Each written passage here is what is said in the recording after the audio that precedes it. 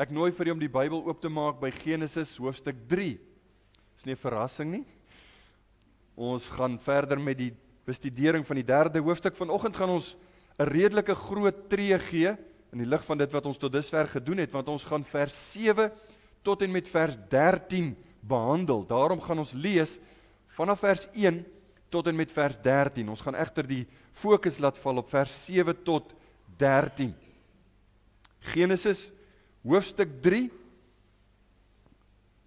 Ons lees saam vanaf die eerste vers. Ek wil die aandag vestig op vers 7 tot 13. Dis wat ons vanoggend hanteer. Maar die slang was listiger as al die diere van die veld wat die Here God gemaak het. En hy sê vir die vrou: Is dit ook so dat God gesê het, julle mag nie eet van die bome van die tuin nie? En die vrou antwoord die slang: Van die vrugte van die bome in die tuin mag ons eet, maar van die vrugte van die boom wat in die middel van die tuin is, het God gesê, julle mag daarvan nie eet nie, en dit nie aanroer nie, anders sal julle sterwe. Toe sê die slang vir die vrou: Julle sal gewis nie sterwe nie, maar God weet dat as julle daarvan eet, julle oë sal oopgaan, sodat julle soos God sal wees deur goed en kwaad te ken. Toe sien die vrou dat die boom goed was om van te eet, en dat hy 'n lus was vir die oë, ja, 'n boom wat 'n mens kan begeer om verstand te verkry. En sy neem van sy vrugte en eet, en gee ook aan haar man by haar, en hy het geëet. Toe gaan al twee se oë oop, en hulle word gewaar dat hulle naak is, en hulle het vyeblare aan mekaar gewerk en vir hulle skorte gemaak. En hulle het die stem van die Here God gehoor, terwyl hy wandel in die tuin in die aandwyntjie, en die mens en sy vrou het hulle verberg vir die aangesig van die Here God, tussen die bome van die tuin. Toe roep die Here God na die mens en sê vir hom: Waar is jy? En hy antwoord: Ek het u geruis gehoor in die tuin en gevrees, want ek is naak. Daarom het ek my verberg. En hy sê: Wie het jou te kenne gegee dat jy naak is? Het jy geëet van die boom waarvan ek jou beveel het om nie te eet nie? En die mens antwoord: Die vrou wat u my gegee het om by my te wees, sy het my van die boom gegee en ek het geëet. Daarop sê die Here God aan die vrou: Wat het jy nou gedoen? En die vrou antwoord: Die slang het my bedrieg en ek het geëet. Dis tot daar wat ons saam lees in die onfeilbare woord van die Here. Ek gaan vra dat die manne staan, dan gaan ons saam bid. Ons nader tot die troon van genade.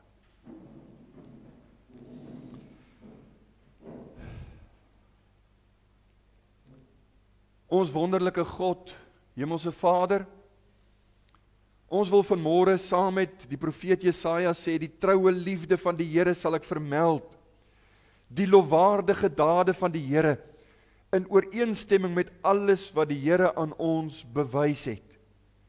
Die oorvloedige guns vir die huis van Israel, wat hy aan hulle bewys het in sy ontferming, sy oorvloedige troue liefde. Ag Here, ons het soveel rede vanmôre om in dankbaarheid voor U te buig. Ons het soveel rede om dankie te sê vir verskillende dinge wat ons in hierdie tyd kan beleef. Daar's sekerlik klagtes en ons is geneig om miskien eers te kla, maar ons wil kom dankie sê. U is 'n goeie Vader, 'n groote God. Ons moet U aanbid. Ons moet U lief hê, maar ons skiet tekort. Sal U ons genade gee. Ons wil saam met die disippels kom sê, daardie man wie se kind ook siek was, Here, help ons in ons ongeloof. Ons word so maklik mislei. Ons word so maklik deur ons gedagtes deur mekaar gelaat, deur al die dinge wat aan ons dag aan die gang is. Daarom is dit vir ons goed om onder die geklank van U woord te wees. Daarom is dit goed om te pyns oor die waarheid van U woord. Ek wil bid dat dit vanoggend vir ons leersaam sal wees, dat dit ons eie hart sal openbaar. En dit is nooit lekker nie, maar dit is nodig, sodat ons meer intiem nader aan U kan leef. Seën ons nou saam tot lof en eer van U naam. O, hoe nodig het ons om U stem te hoor. Amen.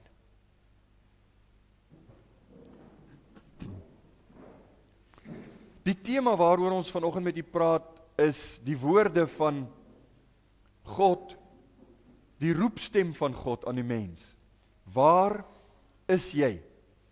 Ek wou iets gekies het soos die gevolge van die sondeval, want dis waaroor ons eintlik maar gaan praat. Maar ek hou daarvan om die Bybel te gebruik en woorde in die skrif te gebruik as tema. En dit gaan maar oor die gevolge van dit wat nou plaasgevind het. Ons praat met U oor die sondeval. Dis waaroor Genesis 3 handel. Nou die mens, en as ek praat van die mens, dan praat ek van die mensdom, word vergelyk met iets soos die bekende Romeinse Colosseum. Baie van u het dit miskien al gesien, dalk het u dit al in lewende lywe gesien, meeste van ons het dit nog net op foto's gesien. En die Colosseum is selfs as 'n ruïne, 'n baie skouspelagtige, ontzagwekkende gebou. Die Colosseum staan vandag nog en dit is 'n mate, dis in 'n sekere sin die bewys van dit wat vergange is, die eer en die glorie van die Romeinse ryk. Maar dis 'n ruïne. Dis net om na te kyk, letterlik. Ons kyk daarna en ons sien die grootsheid van die eertydse Romeinse ryk. Maar in 'n sin is dit eintlik die beeld, 'n baie goeie illustrasie van die mens. Iets besonders. Iets besonders om te bestudeer, om na te kyk en te sê, dis voorwaar iets buitengewoon. Die mens is anders as die diere, né? Dis fantasties om die skepping te bestudeer, maar as jy die mens bestudeer, as altyd studieveld, dan is dit iets besonders. Maar in 'n sin is die mens 'n ruïne van dit wat ons was voor die sondeval. In 'n sin is hierdie beeld van die mens 'n baie Bybelse skilder of 'n prentjie van iets fantasties, maar net 'n ruïne. Sekulêre humanisme, waarvan die liberale teoloë eintlik maar net 'n afdeling is, se siening sal natuurlik lynreg verskil met dit wat ek vir u vanoggend sê en dit wat ons sien in die Bybel. Sekulêre humanisme reken, hulle meen dat die mens na die sondeval eintlik verbeter het, eintlik vrygemaak is. Toe Adam en Eva van die vrug geëet het, is hulle volgens die sekulêre humaniste bevry van hierdie kinderlike afhanklikheid van God. Hierdie idee dat hulle nie vir hulle self moet dink en vir hulle self kan besluit nie. Hulle is daarvan bevry toe hulle van die vrug geëet het. En hulle sal sê, daarom beleef die mens na die sondeval, en dit is ons menslike ras, daarom beleef ons nou 'n vryheid in ons gewete, 'n vryheid om onsself te ontdek, 'n vryheid om self te besluit wat is vir jou reg en wat is vir jou verkeerd. En my onmiddellike antwoord, reaksie daarop sal wees, en kyk waar het dit ons gebring, né? Volgens hulle was dit nie 'n sondeval nie, maar eerder 'n sondebevryding. Dit was nie 'n afwaartse val nie, dit was 'n opwaartse klim. Ons het beter geword.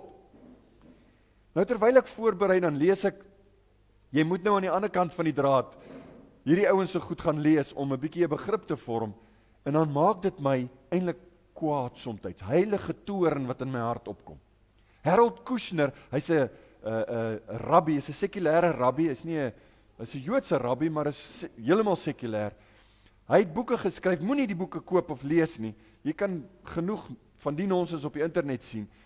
Maar Harold Kushner skryf, hy's in New York, hy sê, the story of the Garden of Eden is not the story of the fall of man, but of the emergence of the kind. Dis waar die mensdom eintlik tot sy reg gekom het, by die sondeval.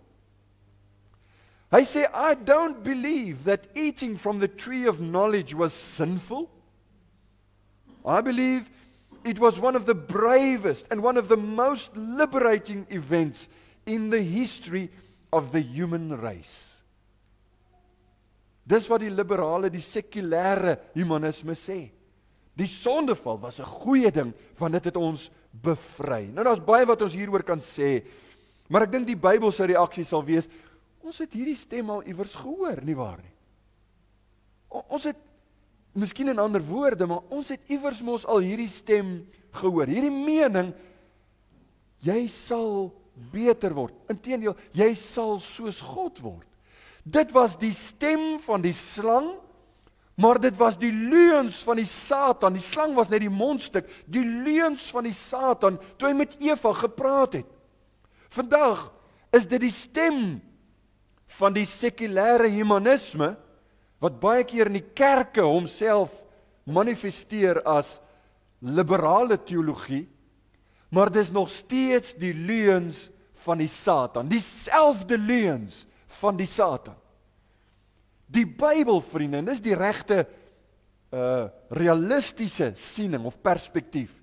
Die Bybel beskryf vir ons die sondeval as iets wat die mens laat verval het in 'n toestand van skaamte, onkunde en die dood in al sy forme. Robert Self was 'n teoloog uit die 17de eeu. Een van die ou teoloë, hy het gesê, and Aristotle is but the wreck of an Adam.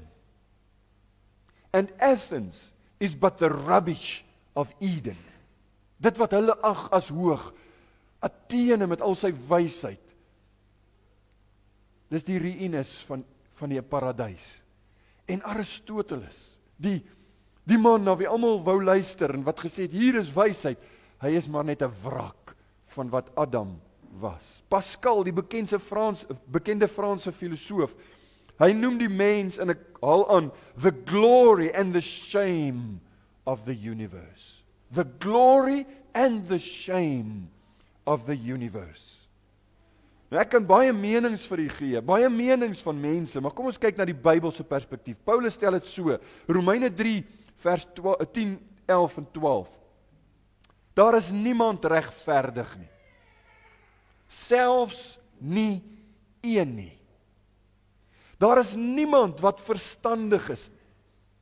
Daar is niemand wat God soek nie. Hy haal Psalm 14 aan. Dis God se perspektief oor die mensdom. Vers 12 sê, hulle het almal afgewyk, saam het hulle ontaard. Daar is niemand wat goed doen nie, daar is selfs nie een nie. Goed doen kan net gebeur as God eers in ons werk. Dis die hele gedagte. Wanneer ons kyk na die sondeval deur die bril van die Bybel, dan is dit nie 'n irrelevante studie van die geskiedenis van die mens, en ons moet nou daarna kyk, want die dominee het besluit, ons preek deur Genesis, so daarom moet ons nou stil staan en daarna dit bestudeer nie. Nee, as ons kyk na die sondeval, en as ons die sondeval bestudeer, dan is dit letterlik 'n studie van waar u en ek vandaan kom. Dis 'n studie van ons herkoms. Ons kyk na onsself, dis so goed jy kyk in 'n spieël, jy sien jou eie hart. Dis hoekom ek vooraf gebid het, dat die Here ons eie hart vir my sal toon, vir onsself sal toon. Nou die moderne mens praat aanhoudend oor ons probleme. Ons skryf boeke oor ons probleme en ons het radioprogramme oor ons probleme, maar die grootste probleem wat hulle nie wil erken nie en wat die moderne mens nie wil raak sien nie of wil insien nie, is dat ons geestelik dood is.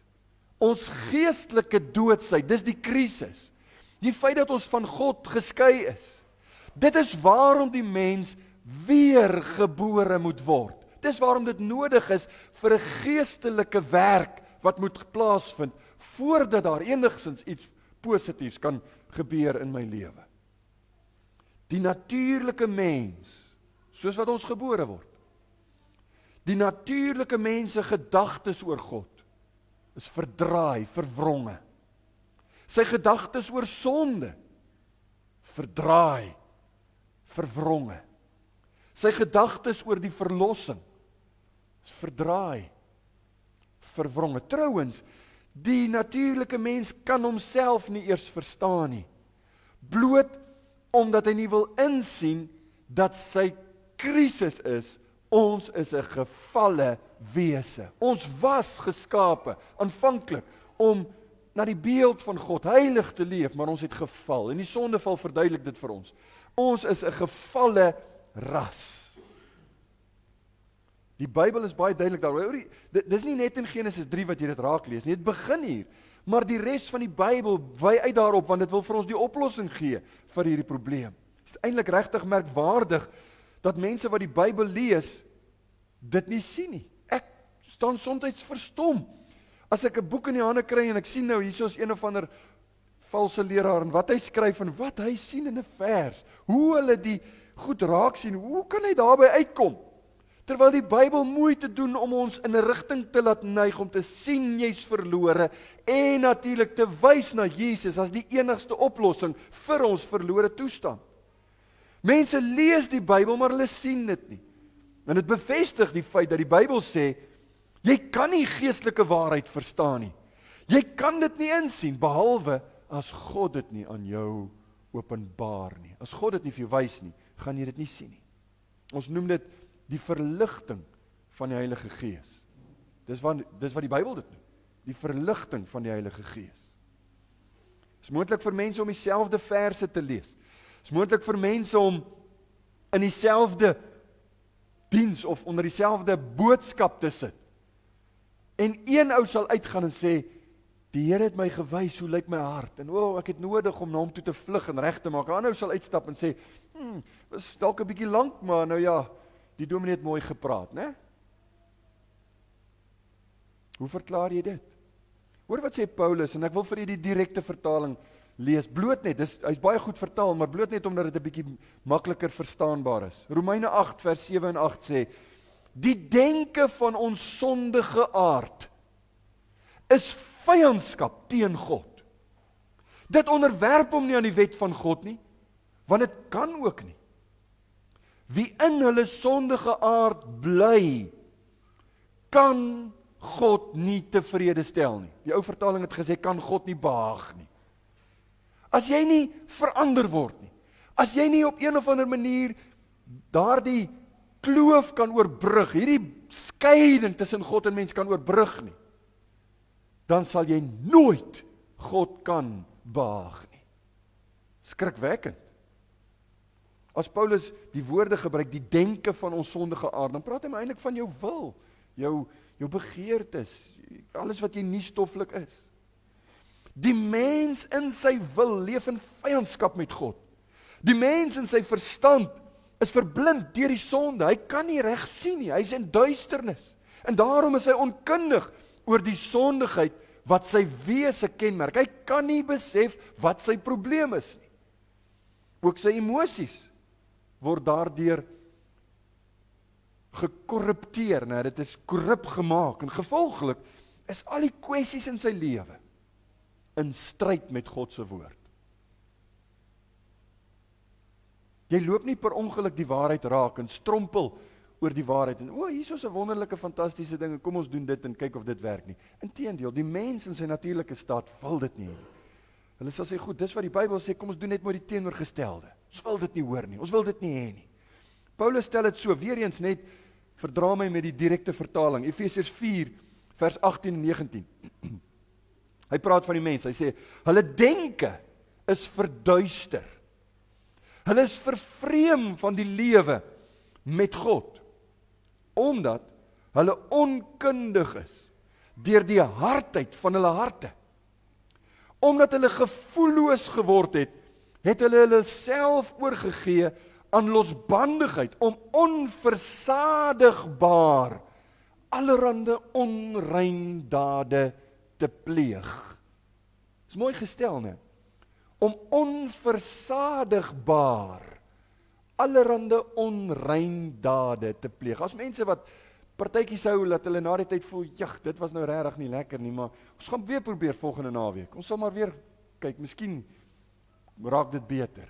Onversadigbaar, dit bring nooit vervulling nie. Daar's nooit 'n versadigingspunt. As die mens iets wil doen aan sy toestand, is die eerste ding wat hy moet verstaan, sy eie sonde.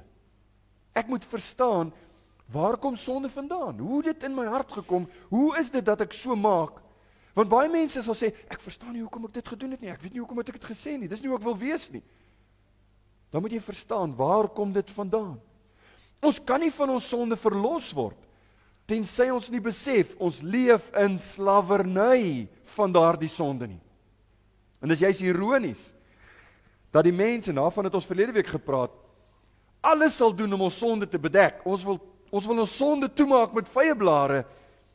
Ons sal alles doen, behalwe om na God toe te kom. En hy is die enigste een wat ons kan help met ons sonde. So in die moderne mens se dilemma word verklaar in hierdie verse waarna ons vanoggend kyk. En ek wil vir u sê, hoe meer ek daarna kyk en hoe meer ek bestudeer dit wat ek vir u moet gee, as jy Genesis 3 verstaan, as jy Genesis 3 die sondeval verstaan, dan sal die res van die Bybel vir jou baie, baie duidelik word. Want as jy die res van die Bybel sien in die lig van die sondeval, dan besef jy, dis die oplossing. Elke keer wys dit na die oplossing, want dit wys na Jesus, dit wys na die kruis, dit wys na die evangelie. So vanoggend kyk ons na verse 7 tot 13, en daar's eenvoudig net 3 hoofgedagtes. Ons kyk na die tema, God wat roep, waar is jy? Hy roep, hy neem die inisiatief, hy roep. En ek wil hê jy moet vooraf, ek gaan dit nou nie weer noem, ek glo nie ek gaan dit weer noem nie, maar God vra nie omdat hy inligting soek nie. Waar is jy? Wat het jy gedoen? Wie het vir jou gesê? God weet alles. Hy vra die vraag omdat hy wil hê, hulle moet besef, wat het hulle gedoen? En in hierdie vraag, waar is jy, skilder die hele gedeelte eintlik vir ons, die mens as 'n wese, Adam en Eva, ons eerste ouerpaar, wat 'n vervreemding ervaar het. En ons gaan 3 gedagtes. Hy's vervreemd van homself, hy's vervreemd van ander mense om hom, en dan hy is vervreemd van God. Dis nie noodwendig in die kategorie of in die volgorde althans wat die Bybel dit vir ons gee nie. Ek gaan hom so 'n bietjie draai, want die belangrikste ene is die een met God, maar hy's in die middel, maar ek gaan hom laaste hanteer. So ons gaan kyk na die mens vervreemd van homself, en dan die mens vervreemd van ander, en dan die mens vervreemd van God.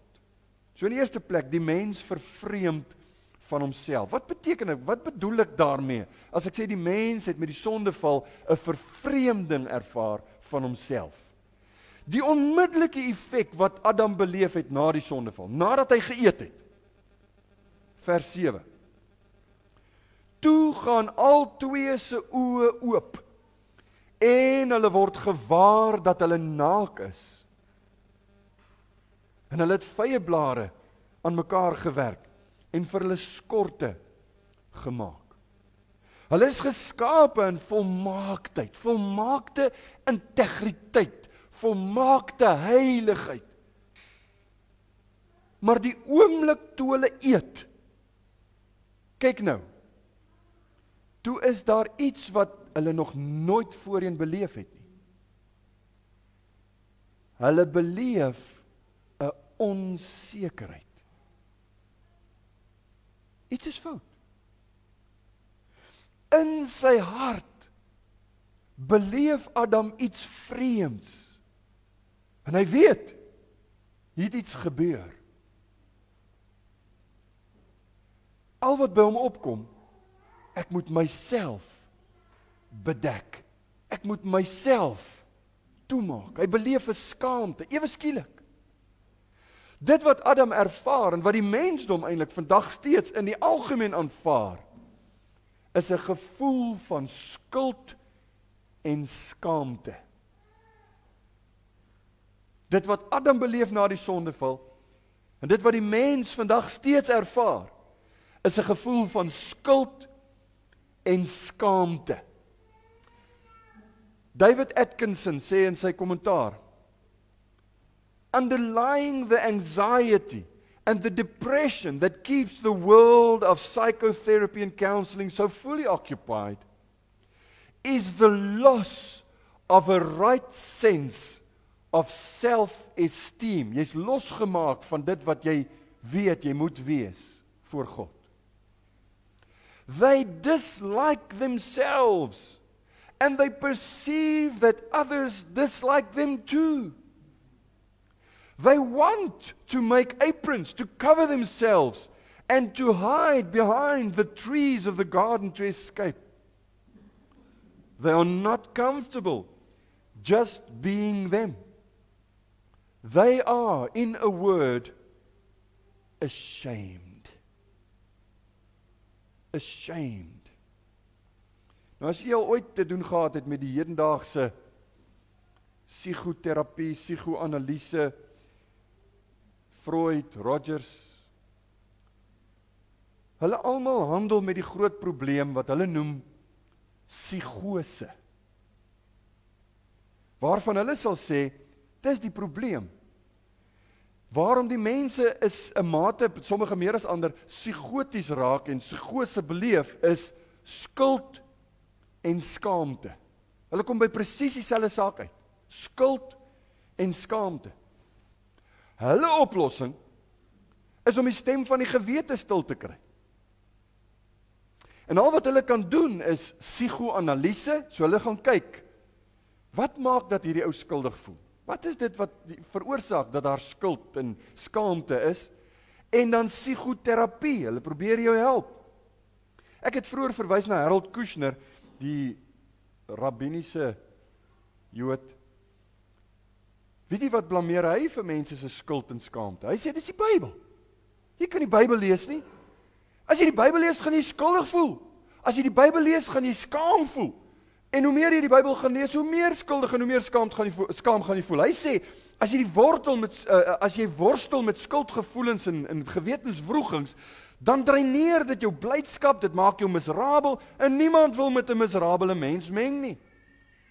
So jy is eintlik dan besig om jouself af te sny van jou sosiale kringe, omdat jy Bybel lees. Bly weg van die Bybel af. Nou vriende, ons stem saam met die gevolge van die skuldgevoelens. Ons stem saam met die miserabelheid wat mense ervaar en al hierdie dinge. Maar die Bybel sê, die rede hoekom ons skuldig voel, die rede hoekom die mens skuld ervaar, is, want ons is skuldig. Dis nie iets wat iemand uitgedink het nie, dit is die wese, dis die waarheid van ons stand. Ons is skuldig. Ons Godgegewe gewete oortuig ons, dinge is nie reg nie, dinge is nie reg met God nie, dinge is nie reg met my medemens nie, ek is skuldig. Die skuld is nie die psigose nie, die skuld moet gegee word aan wat ons noem 'n morele bewustheid. Dis jou gewete, jy's bewus, iets is fout, dis nie reg nie. Dit wat ek gedoen het is nie reg nie en ek voel skuldig daaroor. U sal onthou as jy saam met ons nou in die aande die Bybelstudie doen van Pelgrim se reis, die ou pak wat hy gehad het, die swaar las waarmee ons hom leer ken. Hy loop met 'n groot pak op sy rug en dit het hom neergedruk, dit het hom moeg gemaak, dit het hom hartseer gemaak, want hy het in die Bybel gelees en hy het besef, hier kom 'n oordeel. En hy kan nie met hierdie pak, met hierdie skuldlas, hy's nie gereed om God tegemoet te gaan nie, hy's nie gereed om voor God te staan nie. En toe het sy familie probeer om hom op allerlei maniere te help. Hulle het gesê hy moet slaap, hy moet eerder gaan slaap, hy's moeg. En toe het hulle mense gekry om te kom raad gee. Dit was nou sekerlik, ek weet nie hoeveel sielkundiges daar in daai tyd was nie, maar dit was die wêreldse wysheid wat gesê het, jy moet nou anders dink oor die ding. Niks het gehelp nie. Hulle het allerhande menslike pogings probeer, niks kon help nie. En dit is presies die punt wat ek maak. Hierdie sondelas, hierdie skuldlas van die mens kan net op een manier van ontslaag geraak word. En dit is by die kruis, by die evangelie. Nou die moderne mens, ons dag, ons wêreld en ons kultuur daarom, het selfbeeld die hoofpad, amper die Messias gemaak, van hoe ons totale geluk en vervulling kan ervaar. As jy net 'n goeie selfbeeld het, as jy net genoeg lief is vir jouself en genoeg van jouself hou, dan sal jy totale geluk en vervulling ervaar. En daarom sal hulle baie vinnig sê, jy weet as iemand reeksmoordenaar is en hy doen allerlei verskriklike dade, dan sal hulle sê, dis omdat hy nie lief genoeg is vir homself nie. Dis hoekom hy sulke goed doen. As jy jouself of ander doodmaak, beskadig of beledig, is die sielkundige oplossing, jy het 'n selfbeeldprobleem. Jy is nie lief genoeg vir jouself nie. Die Bybel sê, jou probleem is, jy is te lief vir jouself. Die mens ervaar 'n vervreemding van homself na die sondeval. Dit maak hom onrustig hier in sy binneste, en hy sal nooit werklik vrede kry nie, want daar is 'n rusteloosheid, 'n vredeloosheid in sy gemoed. Dis binne in hom. Hoor hoe beskryf Jesaja dit? Jesaja 57 vers 20 en 21. Maar die goddelose is soos 'n onstuimige see, want dit kan nie tot rus kom nie. Die goddelose, nou is jy wat God nie het nie. Soos die see wat net nie kan rustig raak nie. Want dit kan nie tot rus kom nie, sy waters gooi slyk en modder op. Geen vrede, sê my God, vir die goddelose nie. Dit veroorsaak 'n daaglikse identiteitskrisis by die mens, omdat hulle hierdie onsekerheid beleef, omdat hulle hierdie onvrede beleef, niks wil rustig wees in hulle harte nie, dan het hulle hierdie identiteitskrisis, en dit kom eintlik terug na die filosofiese vraag, né? Wie is ek? Hoe gaan ek myself vind in hierdie wêreld? Want ek weet nie wat is my doel in hierdie wêreld nie, ek weet nie wat is my plek in hierdie wêreld nie, en uiteindelik gaan dit so ver as waar ons vandag is. Ek weet nie of ek 'n mannetjie of 'n wyfie is nie. Daar's 'n identiteitskrisis by mense. Hoekom? Want hulle leef met onvrede. Hulle is losgemaak van hulle self. Daar's 'n vervreemding van dit wat ons geskape is om te wees. En ons vra, hoe is dit moontlik? Ek bedoel, hoe is dit moontlik dat ons op hierdie stadium kon kom? Dis omdat mense vervreemd is van hulle self. Onseker oor wie hulle is, as gevolg van skuld, as gevolg van sonde. Nou soos ons vorder in die gedeelte, sien jy nie net 'n vervreemding van homself nie, maar jy sien in die tweede plek 'n vervreemding van ander. Nie net jouself nie, maar ook die mense om jou. Jy sien dit in die reaksie wat Adam en Eva toon, as daar ewe skielik aanspreeklikheid is. Want God kom en hy sê, waar is jy? Eerste vraag. Toe sê Adam, ek het die geluid gehoor en ek het my weggesteek want ek was bang. Toe sê die Here, het jy geëet? Nou is daar aanspreeklikheid en hy moet antwoord. Luister na sy antwoord. Vers 12. Die mens antwoord, die vrou wat u gegee het om by my te wees. Sy het my van die boom gegee. En ek het geëet. Wie blameer hy? Vrou. Nou met hierdie woorde word Adam die eerste van baie mans wat die blaam verskuif na vrouens toe. Dis 'n lang ry. En ek dink dis niks nuut vir die dames nie waar nie. Is die enige dame wat vanoggend sal sê, my man het my nog nooit beskuldig van enigiets in sy lewe nie. Mans wat nie die verantwoordelikheid van hulle eie optrede wil aanvaar nie, maar die blaam verskuif, is my vrou.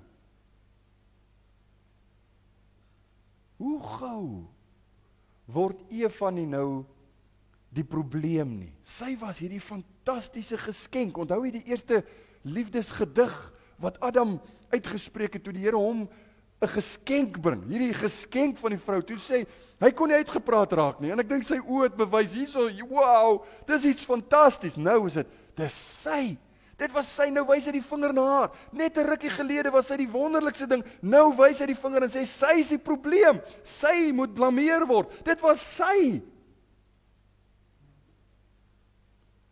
Die oomblik, wanneer my sonde of my tekortkominge verskyn, weet jy wat doen die mens? Dis ons natuur. Dan wys ek 'n vinger na iemand anders.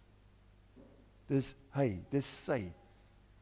Nou net in geval jy dalk dink hierdie probleem is beperk tot mans, hoor wat sê Eva, vers 13, daarop sê die Here God aan die vrou, wat het jy nou gedoen? En die vrou antwoord, die slang het my bedrieg en ek het geëet. So die vrou se mening is nie my skuld nie, ek is 'n slagoffer. En as jy die misleiding of die verleiding van vrouens nog daarby gooi en hulle gooi trane by, hoe beklei jy daarmee? Hoe kan jy daarteen veg? Ek word nou te nagekom, en nou wie sê, dit was nie ek nie, dit was die slang. Een van die beste maniere om die leerstelling van sonde, die sondeval, te bewys, is jy gaan kuier by die kleuterskool. Jy gaan na die kleintjies toe, so gou as moontlik, wat hulle, as daar 'n morele ontwaking plaasgevind het, waar hulle besef van reg en verkeerd, so gou as moontlik, dan kom jy by hulle uit, en jy vra, wie het hierdie ding gebreek? Wie het hier so gemaak, wat gesê het, jy mag nie, wie? En hulle kyk jou reg in die oë. Daai engeltjie, hoorie, sy's te dierbaar. Sy kyk jou reg in die oë en sy sê, was Boetie. Sy lieg. Jy dink, hoe kry sy dit? Sy is so dierbaar, hoe kan sy lieg? Hoe kan sy so lieg? Jy sien, dit is 'n universele toestand as gevolg van Adam se sonde. As gevolg van die sondeval. Dit veroorsaak 'n nimmer eindigende ketting van twis, bedrog, haat, oorloë, want wat ons doen is, ons wys vinger. Dis jy, dis nie ek nie, dis hy, dis nie ek nie, dis my opvoeding, dis nie ek nie. Dis as gevolg van sonde dat ons vervreemd is van mekaar, en selfs in die naaste verhoudings, hoor wat ek vir u sê, selfs in die mees intieme, beste verhoudings, waar hy sê, hier kan nooit, die duiwel gaan nie 'n vinger hier inkry nie, ons is te lief vir mekaar, mans en vrouens, broers en susters, in die kerk, in die gesin, word daar, ek sal jou hof toe sleep, ek sal jou wys, ek sal jou kaal uittrek, en dan word daar vingers gewys. Hoekom? Want ons is vervreemd van mekaar as gevolg van die sondeval. Ons verhoudings ly skade as gevolg van die sondeval. Ek dink Daleen sal kan beamoen wat ek nou vir u sê. Wanneer daar 'n wrywing in die pastorie ontstaan, en ja, die pastorie is ook maar net 'n huis, dan is ons is al nou in die gewoonte, en ek is bang dit raak net 'n gewoonte, want ons behoort dit elke keer opreg te doen, om te sê, luister, ek weet, ek is self 'n sondaar. Ek besef, my eie hart is korrup en boos. Maar ons moet praat oor hierdie kwessie. Want u sien, ons sonde veroorsaak kwessies. Ons sonde veroorsaak wrywing, en dit maak dat as jy nie vergewe nie, as jy nie baie vinnig na die kruis toe gaan en die evangelie betrokke kry nie, dan is daar onherstelbare skade. Dat mense vir mekaar, wat baie lief is vir mekaar, sal sê, ek kan nie meer met hierdie man saamlewe nie. Ek sien nie kans om met hierdie vrou saam te lewe nie. Hoekom nie? Dis sonde. Sonde is die oorsaak. Hoor wat sê 1 Johannes 1 vers 7. Ons moet nie wegskram van ons sonde, en ons moet die sonde hanteer. 1 Johannes 1 vers 7, baie bekend. Maar as ons in die lig wandel, soos hy, soos God in die lig is, dan het ons gemeenskap met mekaar. En daai met mekaar is ons met mekaar. As ons in die lig wandel, soos hy in die lig is, dan gaan daar nie dinge tussen ons wees nie. En dan sê net, die bloed van Jesus Christus, sy seun, reinig ons van alle sonde. Dit is 'n deurlopende, aanhoudende, lewenslange proses, om meer en meer gereinig te word in my binneste wese, sodat my verhoudings reg kan wees. As ons in die lig wandel, soos hy in die lig is, dan het ons gemeenskap met mekaar. Dis die oplossing vir goeie verhoudings. Wandel in die lig. Wandel saam met Jesus. Dit bring my by die laaste punt, en ek sien ons moet haas. Die mens is vervreemd van God. Hy is nie net vervreemd van homself, hy is nie net vervreemd van ander in sy verhoudings nie, maar hy is ook vervreemd van God. En hier is die belangrikste, nou gaan jy sien, ons gaan so 'n bietjie teruggaan met die versies. Die kenners, as hulle hierdie gedeelte, en ek praat van die Hebreëse kenners, wat ek nou myself glad nie wil vooruitgee nie, maar as jy kyk na wat die kenners skryf oor die Hebreëse grammatika, met ander woorde die literêre gebruik hier, die woorde wat gebruik is, dan raak hulle liries oor vers 8a, die eerste gedeelte. Die ouens sê, dink net, en ek het mooi gaan dink met my voorbereiding al, ek wil hê jy moet saam met my dink oor hierdie eerste woorde. Hulle die stem van die Here God, die Here God is die verbondsgod, né? Yahweh Elohim. Hulle die stem van die Here God gehoor, terwyl hy wandel in die tuin, in die aandwyntjie. Die Engelse vertalings, meeste Engelse vertalings sê in the cool of the day. Dit klink vir my so mooi. Dis die lekkerste deel van die dag. Hulle het die stem van die Here God gehoor terwyl hy wandel in die tuin, in die aandwyntjie. Stop en dink. In die paradys, sondeloos, volmaak geskep, met die geure van blomme, die geure van die veld en die vrugte en die volheid en die heerlike skepping in jou neus, die sien van al die pragtige kleure, al die skakerings van groen en daarmee saam, weet nie watter kleure daar betrokke was in die paradys nie, maar die heerlike bloeisels en die blomme. Dit wat jy sien. Die koel aandwyntjie is dit wat jy voel. So in alles van jou sintuie is daar net hierdie volmaakte, idilliese, dit is hoe God dit geskaap het. Elke dag is daar hierdie spesiale tyd wanneer God saam met ons kom loop in die paradys. Dis die beeld, dis die prent wat hier geskilder word. En dan kom die sondeval. En ewe skielik kraak hierdie spieël. Daar is nou nie meer hierdie idilliese, hierdie wonderlike ervaring nie, maar jy lees in vers 8 die B-gedeelte, dis nou tyd, hier kom God. En die mens en sy vrou het hulle verberg vir die aangesig van die Here God tussen die bome van die tuin. Dit waarvoor Adam geskape is, vriende, om God te geniet. Gaan kyk na die katekismus en eintlik die Westminster stel dit baie mooier, die Westminster konfessie. Jou lewensdoel, jou skepingsdoel is om God te geniet. Dit waarvoor Adam gemaak is om God te geniet. Die hoogtepunt van sy dag word nou die oomblik wat hy die meeste vrees. Hy's nou bang daarvoor. Sien die kans. Dit wat vir hom lekker was vroeër, is hy nou voor bang. Wat het gebeur? Ons sien Adam se vervreemding van God in sy optrede. Hy steek homself weg. Hy gaan kruip weg. Hy doen iets aan homself, né? Hy gaan steek homself weg. Want hy's bang. Hy word geroer deur die skaamte en die vrees wat hy beleef. Onthou, vrees het hulle nog nooit geken nie. Skaamte het hulle nog nooit geken nie. Alles negatiewe goed wat hulle nou beleef. Nou is daar nie meer 'n absolute vertroue en 'n afhanklikheid van God, 'n begeerte om by God te wees nie. Nou is hulle bang om sy stem te hoor.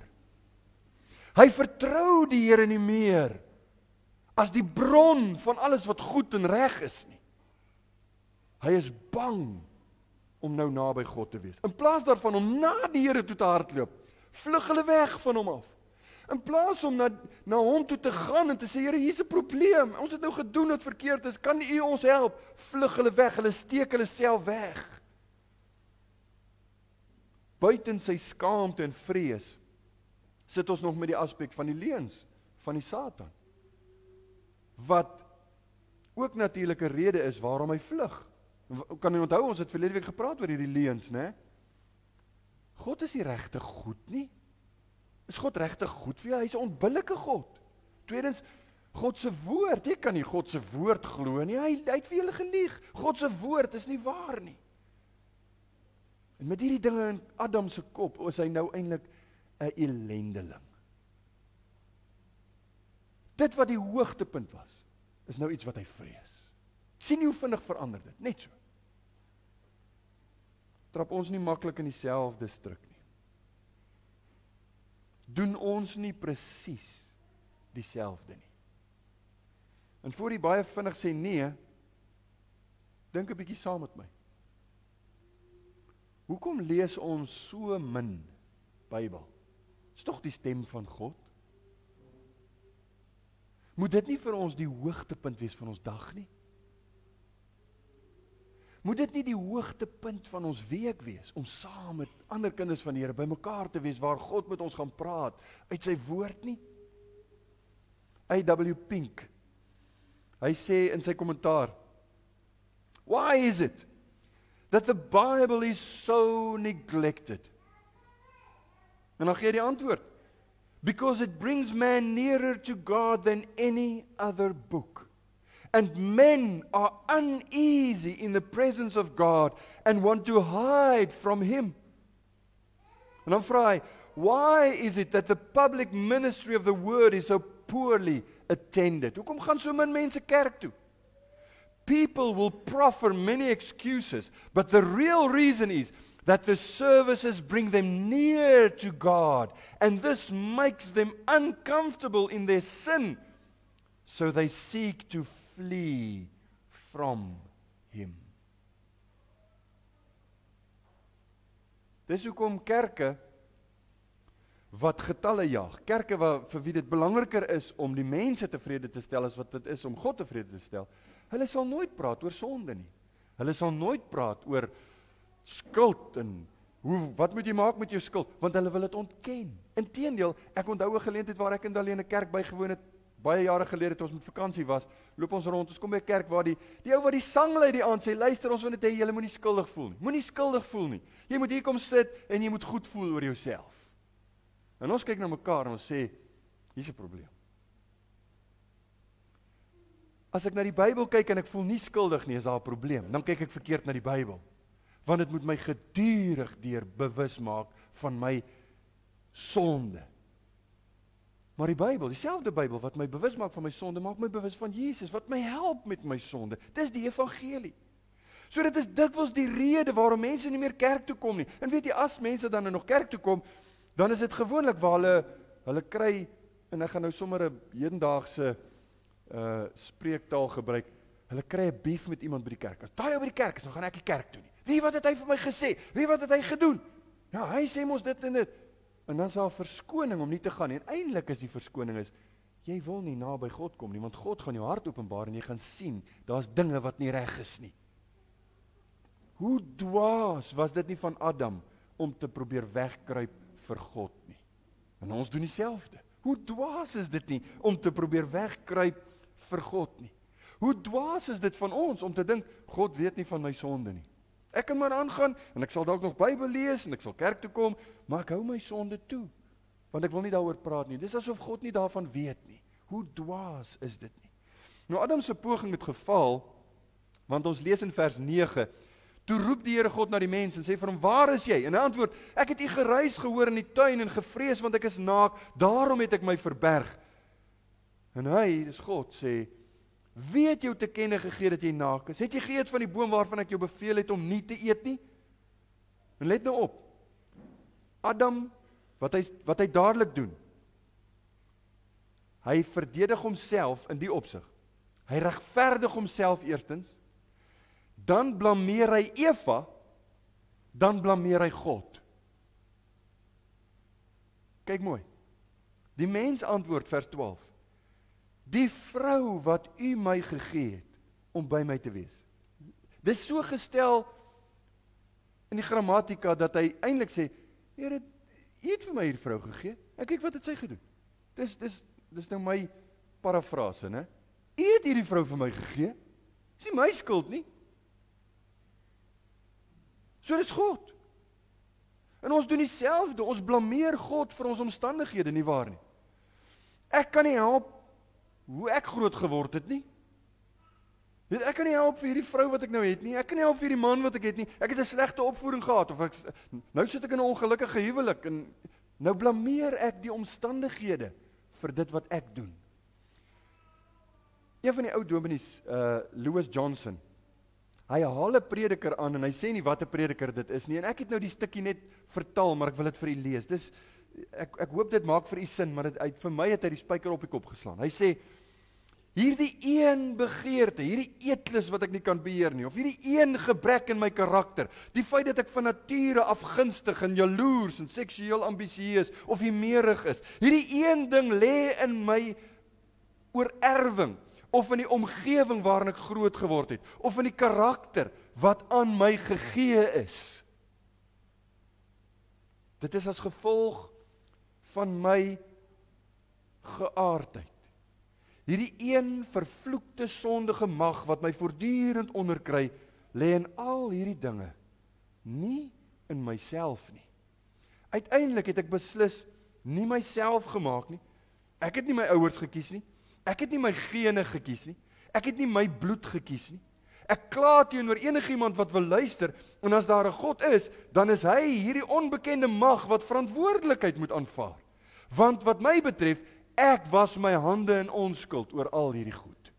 Dis 'n ou prediker se manier om te sê, ek blameer alles daar buite. Selfs God. Maar ek sal nie na myself kyk en sê, ek, ellendige mens, wie sal my verlos van hierdie vloek binne in my nie? Weet jy wat is die Bybelse reaksie daarop? Jakobus 1 vers 13 en 14.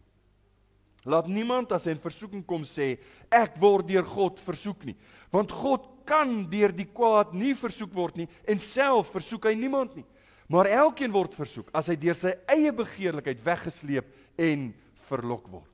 Nou vriende, ek wil vir julle sê, die Bybel ontken nie die probleem van ons sondige aard nie.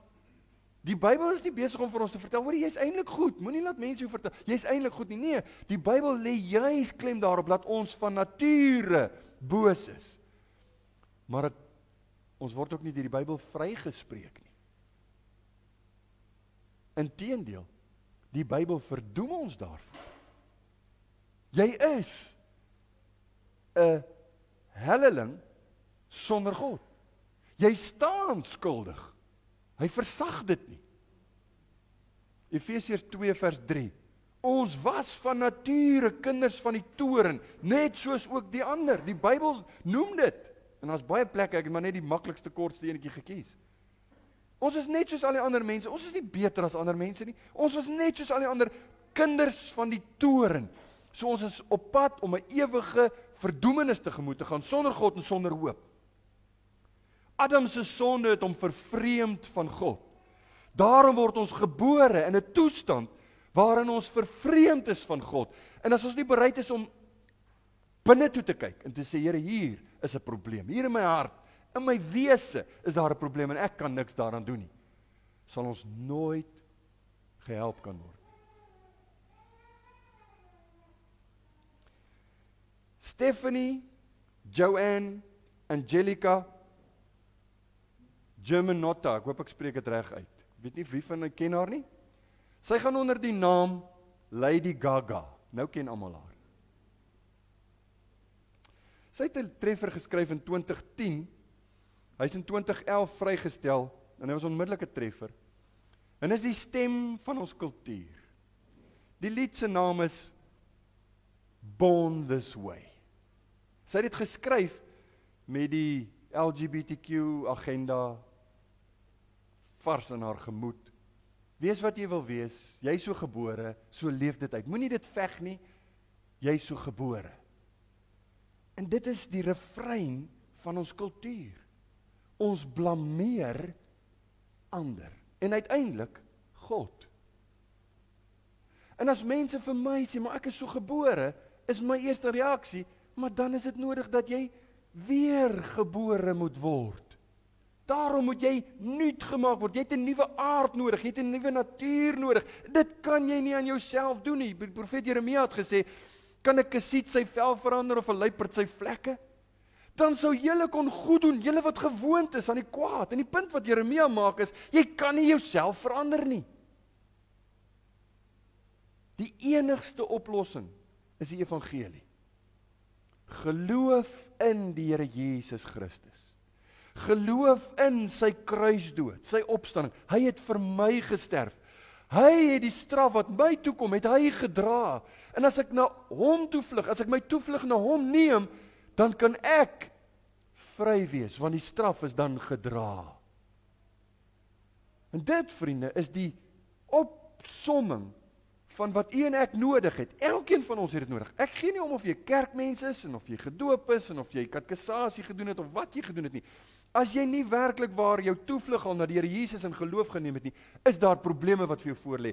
Want ons herkom sê vir ons is vervreemd van alles wat goed en reg is.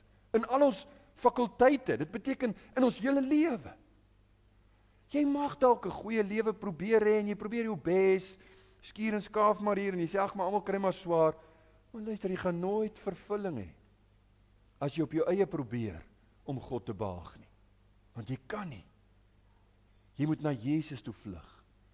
Daarom is my vraag aan u, het jy al jou lewe in geloof aan die Here gegee? Het jy al na die Here toe gekom en gesê, Here, hier binne in my is daar groot probleme, en ek wil hê u moet my help. As u my nie help nie, is daar geen hoop vir my nie. Het u al die Here Jesus aangeneem? Het u al gereageer op sy roepstem, sy waarskuwings in die woord? Wanneer ons met u praat oor die sondeval, is dit nie net om slim te word oor waar kom ons vandaan nie, dis om te wys, dis hoe u lyk, dis hoe ek lyk, dis hoe elkeen van ons lyk. En ons het 'n probleem as ons nie die Here Jesus ken nie. Ons kan saam praat en sê, ja nee, ek's 'n kerkmens, of ek glo. Wat glo jy? Wat behels daai geloof? Is dit 'n oorgee om te sê, nou volg ek Jesus, ek doen wat reg is, ek draai my rug op die verkeerde? En as dit nie so is nie, die genade deur is nog oop. Daar's geleentheid. Bekeer jou, sê die Here. Waarom wil jy sterwe? Draai na die Here toe. Maak reg. Dien hom, volg hom. Dis al hoe hierdie kloof oorbrug kan word, is die Here Jesus se kruis. Mag die Here u help. Amen. Kom ons bid saam.